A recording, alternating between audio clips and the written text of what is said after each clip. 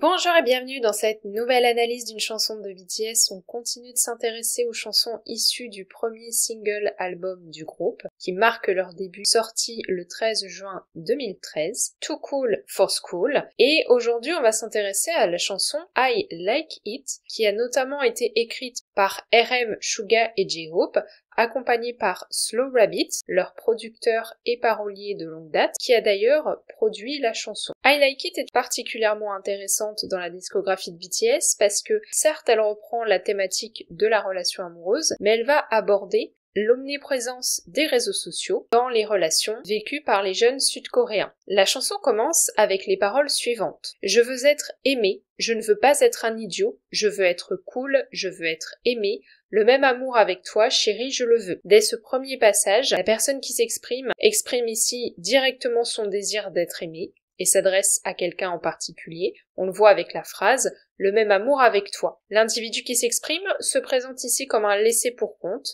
qui n'est pas un objet d'amour pour quelqu'un. Il y a une sorte de plainte qui émane des paroles, avec différentes phrases comme « je ne veux pas être un idiot »,« je veux être cool »,« je veux être aimé ». Ce mec que je n'avais jamais vu avant abuse du like sur chaque photo que tu postes. Qui est-il ? Ah, c'est vrai, je ne suis plus ton petit ami. J'ai composé ton numéro si naturellement, j'ai l'impression que t'appeler ou t'envoyer des messages fera de moi un loser. Mais si je ne fais rien, j'ai l'impression que tu ne te soucieras plus de moi. Pourquoi n'y a-t-il pas de bouton haine ? Je déteste faire partie de cette trentaine de personnes. Ce gars dit qu'il aime ça, ce gars dit qu'il aime ça.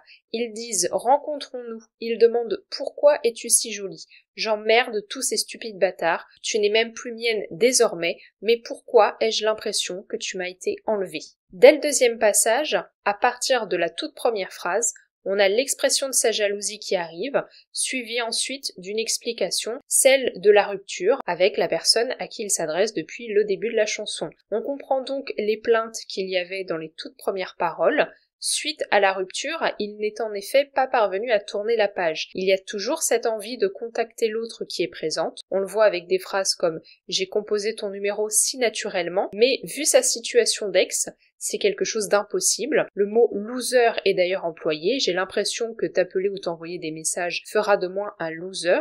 Loser signifiant perdant en anglais et qualifiant quelqu'un ayant une position hiérarchique de soumission. Ainsi, les paroles mettent en avant sa détresse psychologique et émotionnelle. D'ailleurs, la phrase suivante exprime sa peur que l'autre devienne indifférente à son égard, et c'est ce besoin de compter pour elle qui l'empêche de tourner la page. On voit clairement qu'il est toujours amoureux. Et cette persistance de ses sentiments amoureux le mène ensuite à la colère face aux autres garçons qui, eux, sont libres de contacter la jeune fille. Il emploie même une insulte pour les qualifier. Stupide bâtard. Quant à la fin du passage, elle exprime clairement le manque de la personne aimée avec une question. Pourquoi ai-je l'impression que tu m'as été enlevée ? L'individu, il a conscience de sa situation de rupture. Tu n'es même plus mienne désormais, mais pour autant, il n'arrive pas à contrôler ses sentiments.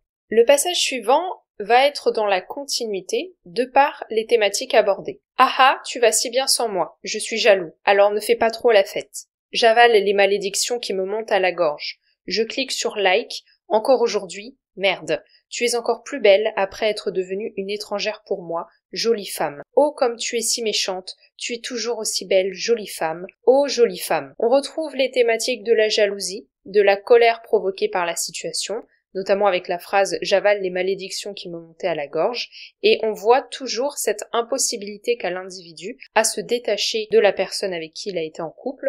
Je clique sur like, encore aujourd'hui, merde. Il est dans un cercle vicieux et il n'arrive pas à l'arrêter, ce qui occasionne cette détresse psychologique et émotionnelle dans laquelle il se trouve.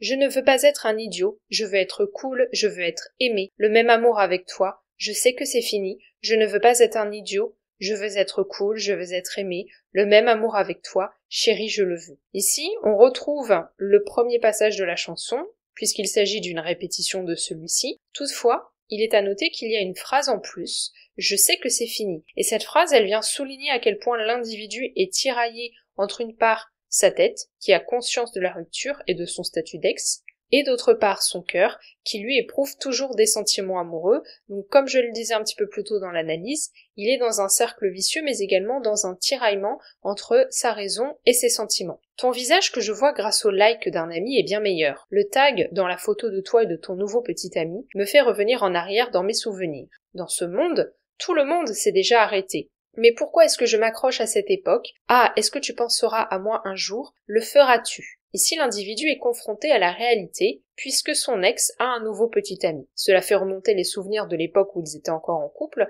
et ça le confronte à l'impossibilité de retourner vers l'autre. Il exprime ici clairement sa dépendance et son impossibilité à tourner la page une fois encore, avec la phrase « Mais pourquoi est-ce que je m'accroche à cette époque ?» Cette constatation s'accompagne de son désir que l'autre ait aussi une pensée pour lui. Ah, est-ce que tu penseras à moi un jour? Le feras-tu? On retrouve ici de façon sous-jacente cette peur que l'autre devienne indifférente. Contemplant tes photos, j'ai presque cliqué sur like une douzaine de fois. Même si ton cœur m'a coupé sans merci comme une guillotine, je porte un chapeau de gobelin et t'approche clairement. Et je vois ta vie quotidienne chaque jour. À chaque fois, mon esprit se remplit des 108 souillures. Et merde, est-ce que tu penseras à moi un jour? Le feras-tu? Contemplant tes photos, je décide de ne pas cliquer sur like. Dans ce passage, on voit l'omniprésence des réseaux sociaux. L'individu est en train de regarder ce que son ex-petit ami a posté en ligne. C'est une idée qui est présente depuis le début de la chanson, mais elle est beaucoup plus explicitée dans ce passage.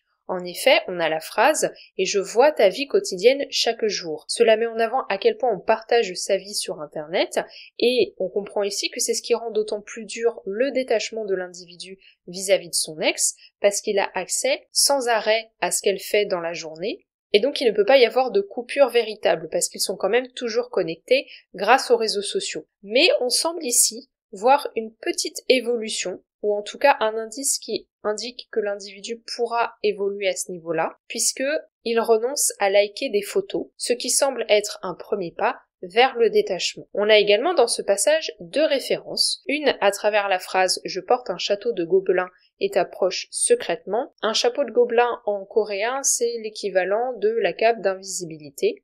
C'est une façon aussi de montrer que n'importe qui a accès au contenu en ligne et son ex-petit ami ne sait pas forcément que lui regarde tous les jours le contenu qu'elle publie. Et la deuxième référence présente dans ce passage se trouve dans la phrase « À chaque fois, mon esprit se remplit des 108 souillures ».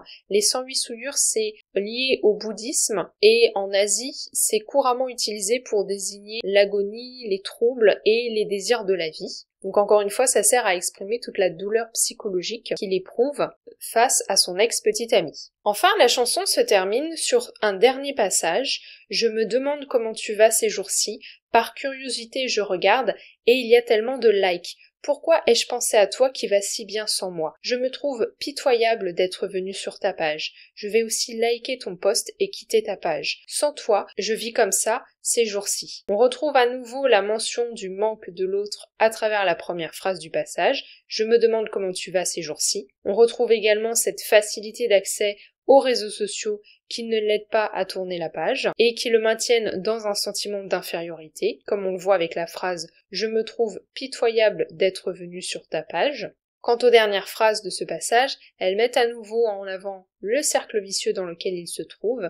Sans toi, je vis comme ça ces jours-ci. Ainsi, la chanson se finit quand même sur des sentiments de tristesse et d'amertume, même si à un moment donné, il y avait la possibilité d'une évolution parce qu'on avait l'impression qu'il aurait pu y avoir un détachement vis-à-vis du contenu que son ex-petit ami publie en ligne. On voit quand même à la fin de la chanson que l'individu n'est pas sur le point d'y parvenir. En conclusion, avec I Like It, BTS aborde l'importance des réseaux sociaux dans les relations amoureuses, et d'ailleurs on le voit dès le titre de la chanson, I Like It faisant référence à l'acte de liker des photos en ligne. En effet, à travers la chanson, on voit à quel point les gens sont connectés et partagent leur vie, et ici ça rend difficile la prise de distance suite à une rupture pour pouvoir faire son deuil de celle-ci, puisque comme on le voit, l'individu qui s'exprime dans la chanson est toujours confronté confronté à du contenu posté par son ancienne petite amie. Ça permet aussi de mettre en avant le fait que la Corée du Sud est une société extrêmement connectée via Internet, et le fait que cette thématique très particulière intervienne si tôt dans la discographie du groupe, puisqu'ici il s'agit de leur premier single album, montre à quel point les réseaux sociaux sont présents dans la vie des jeunes sud-coréens, sinon BTS n'aurait pas abordé cette thématique dès leur début. J'espère que cette analyse vous aura plu. N'hésitez pas à me dire ce que vous en avez pensé dans les commentaires. Qu'est-ce que vous pensez de la chanson? Est-ce que vous l'appréciez? Est-ce que vous aviez connaissance de son message? Si vous avez aimé le podcast, vous pouvez laisser un pouce bleu et vous abonner si ce n'est pas encore le cas. N'hésitez pas non plus à le partager autour de vous s'il y a des personnes qui s'intéressent à BTS et à la K-pop. On se retrouve lundi prochain à 18h pour conclure la série d'analyses sur le single album de BTS.